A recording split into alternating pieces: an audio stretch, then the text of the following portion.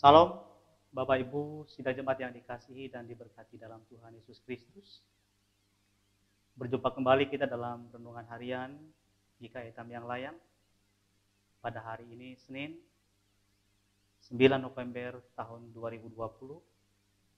Dan bagian firman Tuhan yang menjadi bahan renungan untuk kita hari ini adalah dari 1 Korintus pasal yang ke-14 ayat yang ke-20 hingga ayat yang ke-25.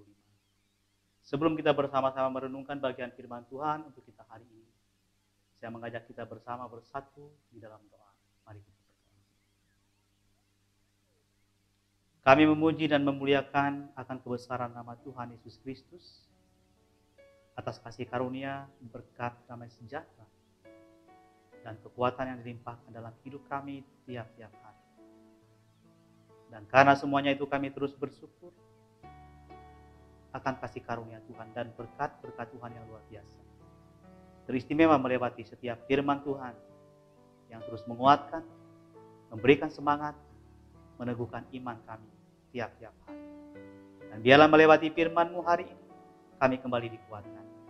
Hamba-Mu yang akan membawakan pemberitaan firman Tuhan yang juga diberi kemampuan oleh Tuhan dengan roh dan hikmat.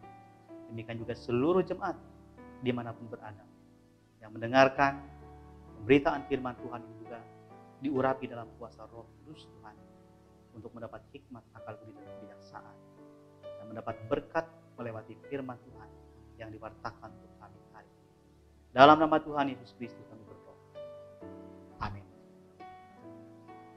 Bapak dan Ibu sidang jemaat yang dikasihi dan diberkati dalam Tuhan Yesus Kristus, saya membaca pada ayat yang kedua, ayat yang ke-20 dari 1 Korintus 14 ayat 20 sampai 25 ini. Yang demikian dikatakan dalam ayat yang ke-20, saudara-saudara, janganlah sama seperti anak-anak dalam pemikiranmu. Jadilah anak-anak dalam kejahatan, tetapi orang dewasa dalam pemikiran. Amin.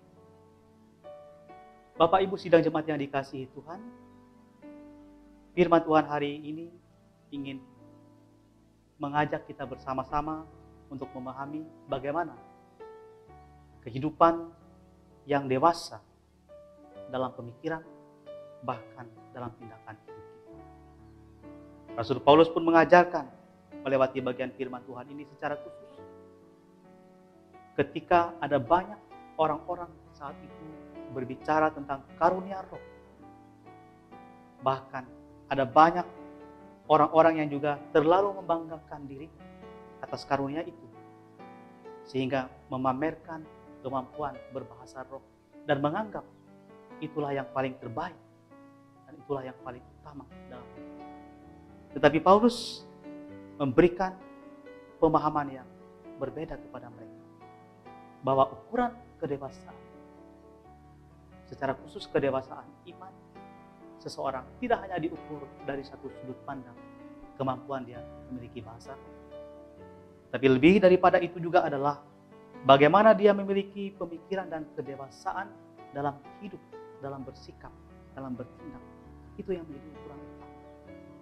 Kalau hanya mengukur dari sudut kemampuan bahasa roh, bagi Rasul Paulus itu merupakan bagian yang juga penting dalam hidup orang-orang percaya, tetapi bukan menjadi bagian yang utama. Tapi yang menjadi utama adalah bagaimana dengan kemampuan, dengan karunia, dengan segala berkat, kita memiliki pemikiran yang dewasa. Kita mampu bertindak untuk mengasihi, untuk melakukan hal-hal yang benar di tengah-tengah hidup kita. Sehingga itulah yang menjadi bagian yang bisa diterima, menjadi berkat dan sukacita, damai sejahtera di tengah-tengah kehidupan orang-orang percaya. Lebih daripada itu, Paulus lebih menekankan kepada bagaimana keteladanan hidup.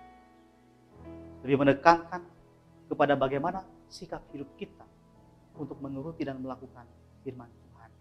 Bukan hanya pada kemampuan berbahasa roh. Toh bagi Rasul Paulus, Bapak Ibu, sekalipun kita mampu berbahasa roh, menggunakan bahasa yang bisa saja tidak dimengerti oleh orang lain, apakah itu juga bisa menjadi berkat bagi orang lain, bagi orang yang tidak mengerti?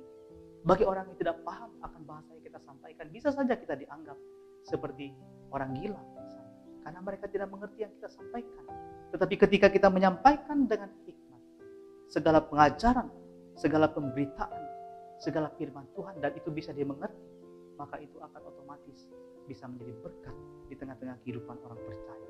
Oleh karena itu, Bapak, Ibu, sidang jemaat yang dikasihi dalam Tuhan Yesus Kristus, dalam ayat yang ke-20 tadi yang juga menjadi penekanan dalam renungan untuk kita hari ini adalah, saudara-saudara, janganlah sama seperti anak-anak dalam pemikiran, tetapi orang dewasa dalam pemikiran. Itu yang mau ditekankan.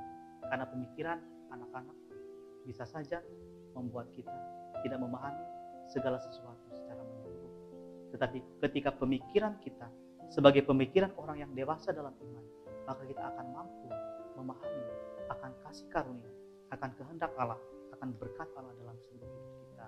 Bahkan dalam nas kita hari ini juga bagaimana perdebatan tentang karunia, bagaimana diskusi pembicaraan tentang karunia roh. Tapi bagaimana Rasul Paulus menegaskan kepada mereka, betul itu juga penting, tetapi bukan menjadi yang utama. Tapi yang utama adalah bagaimana setiap orang bisa bertumbuh dalam iman, setiap orang bisa dewasa dalam pemikiran, bahkan setiap orang bisa dewasa dalam seluruh tindakan, dalam sikap hidup, dalam pekerjaan, dalam apapun yang dilakukan. Itulah yang menjadi keteladanan yang dikehendaki oleh Tuhan. Di samping karunia-karunia, karena karunia berbahasa, karunia mengajar, karunia apapun adalah bagian-bagian karunia yang saling melengkapi, tetapi dia tidaklah menjadi yang tunggal dan yang utama dalam seluruh pelayanan kita.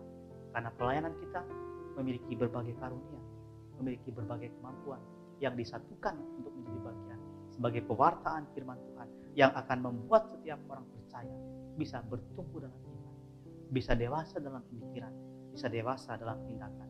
Sebagaimana subtema untuk kita dalam Almanak Nas sepanjang bulan ini, hendaklah kita menjadi tempat penyemayan benih-benih iman. Keluarga sebagai tempat penyemayan benih-benih iman, yaitu benih firman Tuhan yang disampaikan dengan benar, yang disampaikan dengan jelas, yang disampaikan dengan mudah dimengerti, dan itulah benih firman Tuhan yang akan membuat iman kita bisa bertumbuh, membuat iman kita semakin dewasa, membuat kita semakin mampu untuk bertindak dalam kehidupan kita, dalam kebenaran, dalam kasih karunia dan berkat-berkat Allah yang luar biasa. Kiranya Tuhan memberkati kita, kiranya Tuhan juga memberkati bagian firman-Nya untuk kita hari ini. Amin. Mari kita berdoa. Terpujilah Engkau Bapa Tuhan kami Yesus Kristus yang mengaruniakan kepada kami kekuatan, kesehatan, bahkan kesempatan untuk terus berkarya dan bekerja di sepanjang hidup kami. Terima kasih atas firman-Mu yang terus menyapa kami setiap hari, mengingatkan, mengajarkan kami agar kami sungguh-sungguh memiliki iman yang teguh, taat dan setia kepada Dia dalam sepanjang hari hidup kami. Terima kasih untuk firman-Mu kepada kami hari ini, dan kiranya itu akan memberi kekuatan, semangat kepada kami, mengingatkan kami akan berbagai karunia yang kami miliki, sehingga dengan karunia itu akan membuat kami sungguh-sungguh boleh bertumbuh dalam iman, dewasa dalam pemikiran kami, dewasa dalam tindakan perbuatan yang kami lakukan setiap hari. Seluruh anggota jemaat kami dimanapun berada diberkati oleh Tuhan, diberkati pekerjaan, diberkati aktivitas. Jauhkanlah kami dari sakit penyakit mara bahaya. Kuatkanlah kami untuk terus mampu menghadapi pandemi COVID-19 ini dengan kekuatan yang hanya bersumber dari Tuhan Yesus Kristus.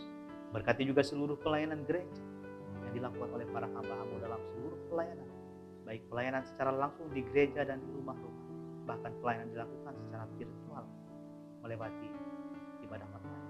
Kiranya itu diberkati sebagai sarana untuk menumbuhkan iman dan percaya kami, untuk senantiasa membuat kami kuat dalam iman, membuat kami mampu untuk melakukan aktivitas kami setiap hari. Seluruh hamba-hamba-Mu para pekerja, para pendeta, penginjil, pentua diakon, vikaris, dan segenap pelayan Tuhan, kiranya mereka diberkati dalam seluruh aktivitas mereka, diberkati dalam pekerjaan, diberikan kesehatan, diberikan semangat untuk melaksanakan tugas tanggung jawab pelayanan di tengah-tengah jemaat dimanapun kami ditempatkan dan diutus serta ditugaskan. Terima kasih Bapa. Inilah doa ucapan syukur kami atas firman Tuhan kami hari ini, yang kami serahkan hanya dalam nama Tuhan Yesus Kristus yang menjadi Tuhan dan Juru Selamat kami. Amin.